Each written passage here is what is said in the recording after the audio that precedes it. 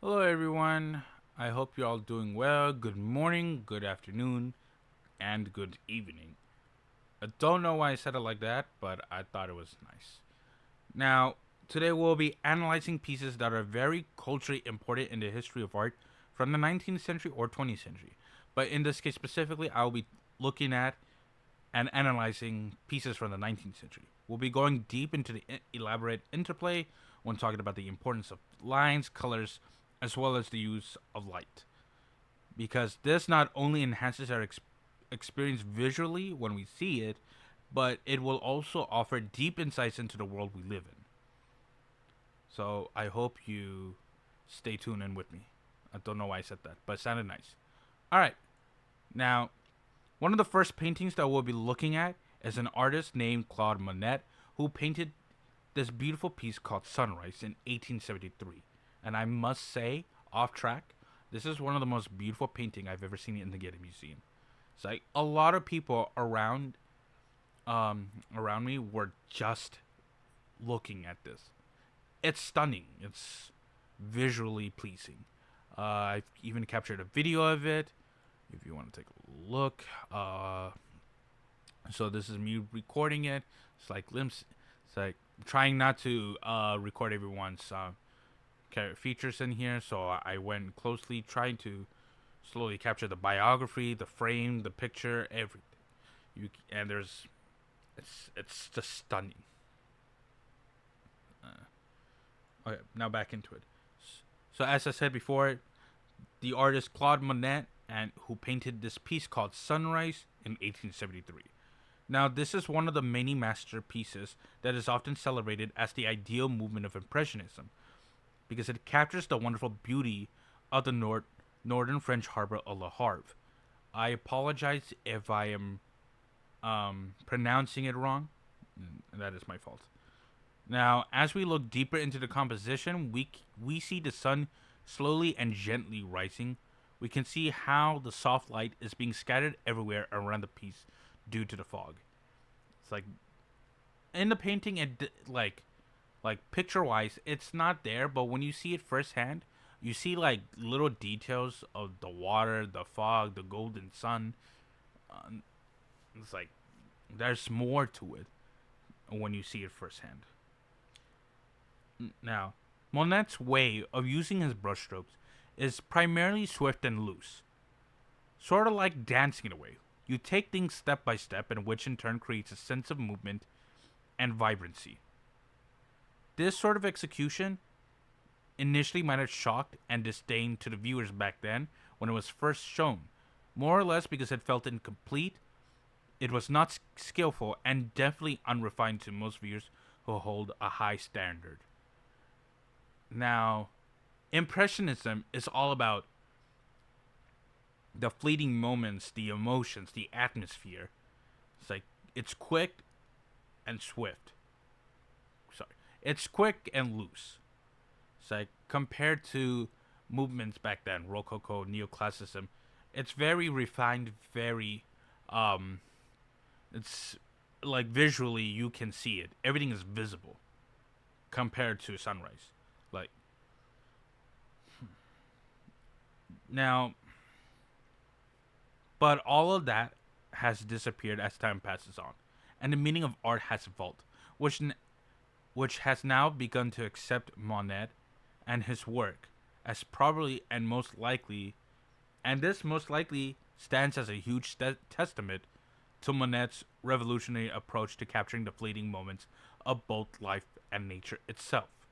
The lines in this piece serves not only as a delineator of the form, but it is also serves as a line for emotions and the atmosphere, as I mentioned before when explaining the movement of Impressionism.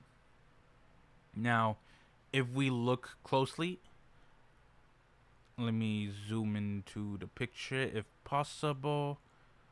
If not, then my goodness, I don't think I can. No, I don't think it will allow me to. But bear with me. Monet's fluid and loose lines produce a more delicate ripple of the water, and having a relaxing wisp of the fog. Now, for those who don't know, wisp is like, hmm, it's a small handful in a way.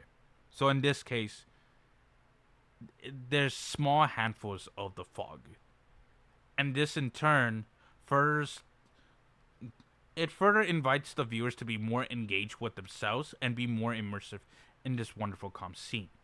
A reflection in a sense.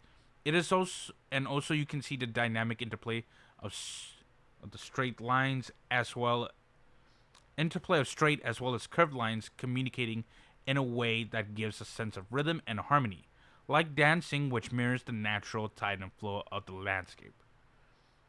Now, the colors are the main ideal that emerges out in Monet's masterpieces, as that is what Impressionism is all about. Each brushstrokes are invested with luminosity and energy. The artist Monet makes a bold use of complementary hues, from warm oranges to cool blues. Now, back then, when looking at art, red, orange meant the warmth, romance, etc., and blue meant cold. It's like dark in a sense. Well, not technically dark, but it's cold. And this way, this complements one another. It captures the multicolor palette of dawn, infusing a sense of warmth and peace. To top on that, Monet's way of mastering the light and shadows are being achieved through very subtle and quiet variations in intensity of the color and tonal contrast, which then in turn lends a perceptible sense of dimensionality,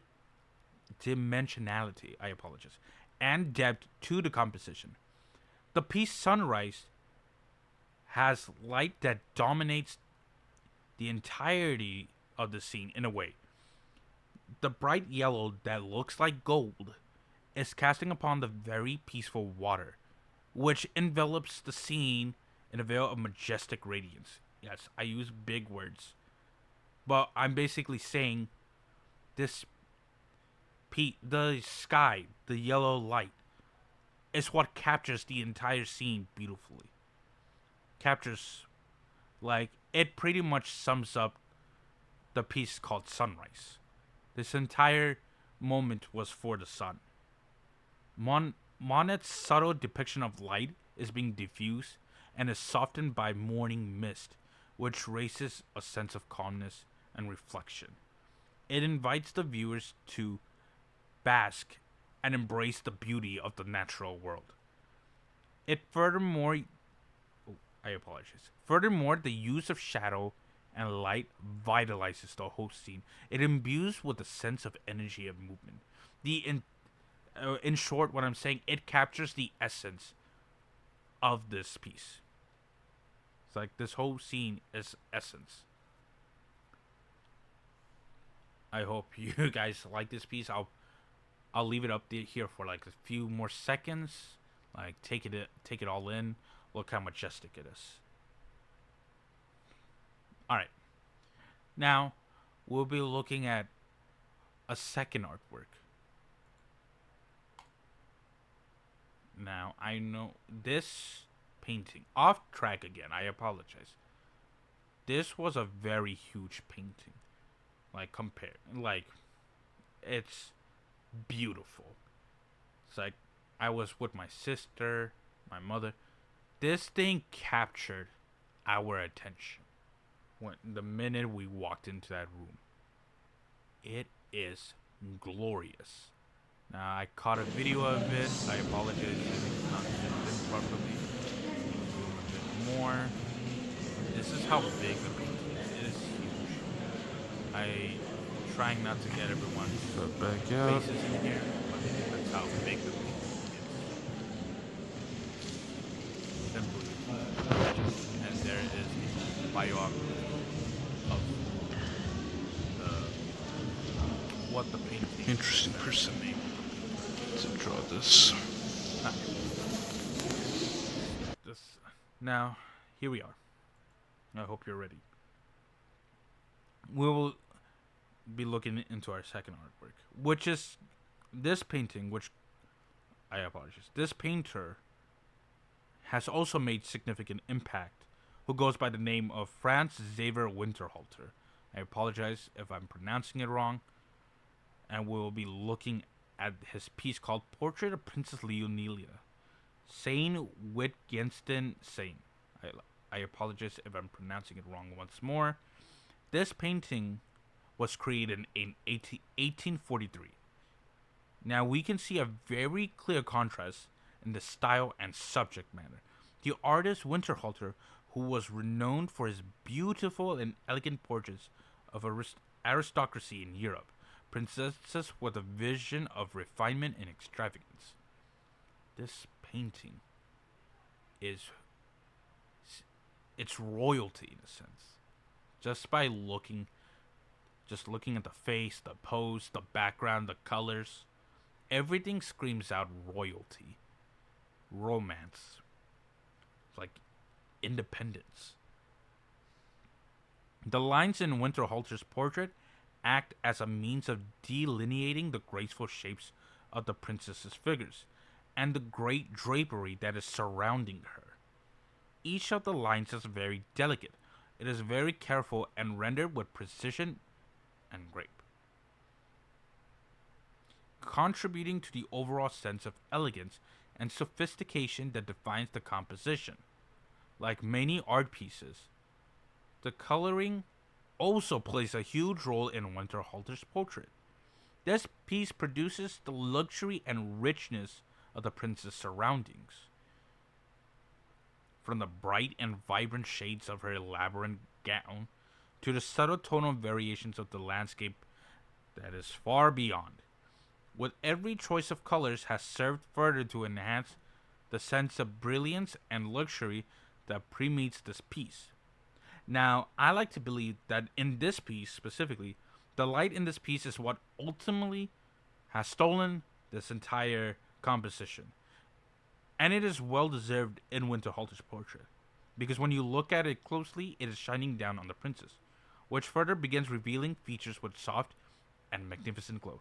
It is in a way that the princess in this piece is being showered with nice and gentle luminosity of natural light. Leonilla, I apologize. Leonilla bleeds an aura. It exudes an aura of grace and calmness, and her presence glows, which commands the viewer's attention towards her.